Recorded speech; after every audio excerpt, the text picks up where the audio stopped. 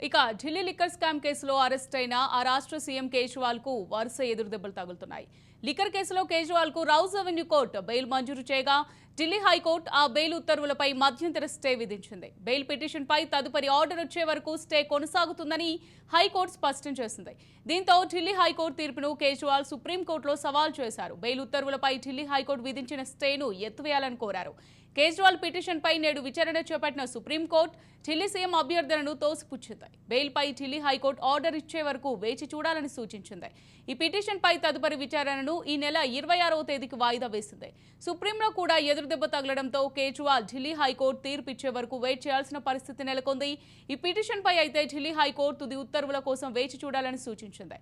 ఇక ఈ కేసులో Delhi Rouse Avenue court Kejriwal కు బెయిల్ ఇవ్వగా దాన్ని సవాల్ చేస్తూ ఈడీ హైకోర్టును ఆశ్రయించింది. హైకోర్టు ఆ బెయిల్ పై తాత్కాలిక స్టే విధించింది. ఈ స్టేను సవాల్ చేస్తూ కేజ్రీవాల్ సుప్రీంకోర్టుకు వెళ్లారు.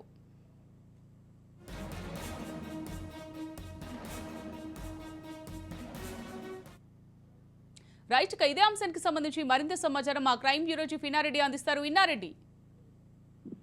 అమూల్య, ఢిల్లీ లిక్కర్స్ కేసులో కేజ్రీవాల్ పిటిషన్ సంబంధించి సుప్రీంకోర్టులో విచారణ జరుగుతా ఉంది. అయితే ఎన్ఫోర్స్మెంట్ డైరెక్టరేట్ ఈ పిటిషన్ సుప్రీంకోర్టులో సవాల్ చేసినాడు కేజ్రీవాల్. అయితే అంటే గతంలో ఏమైతే సిబిఐ అంటే ప్రత్యేకమైన కోర్టు బెయిల్ ఇచ్చినప్పటికీ ఆ బెయిల్ మీద హైకోర్టు వెళ్ళడం జరిగింది. హైకోర్టు కూడా విచారణ జరుగుతా ఉంది. సో ఈ నేపథ్యంలోనే దాన్ని సవాల్ చేస్తూ కేజ్రీవాల్ సుప్రీంకోర్టులో పిటిషన్ వేసిన నేపథ్యంలో ప్రస్తుతం ఢిల్లీ హైకోర్టులో పిటిషన్ మీద ఇంకా ఆర్గ్యుమెంట్ నడుస్తున్నాయి. కాబట్టి ఢిల్లీ హైకోర్టు ఉత్తర్వులు వెలువడే వరకు వేచి చూడండి, దాని తర్వాత మనం దీని మీద విచారణ చేద్దామని చెప్పని ఈ కేసును ఈ నెల 26వ తారీఖు వాయిదా వేయడం జరిగింది.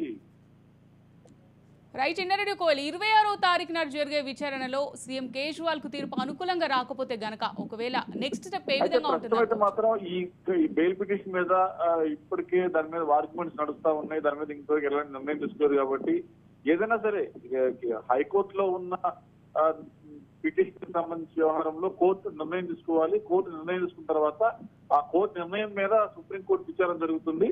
కానీ కోర్టు ఇంకా నిర్ణయం తీసుకుంది కాబట్టి దీని మీద అప్పటి వరకు వేచి చూడండి. దాని తర్వాత ఈ నెల 24న ఈ నెల 26 వాయిదా వేస్తాం. తర్వాత ఈ లోపల కనుక ఉత్తర్వులు వస్తే ఆ ఉత్తర్వుల మీద తిరిగి విచారణ చేసినట్టు సుప్రీంకోర్టు తెలుస్తుంది.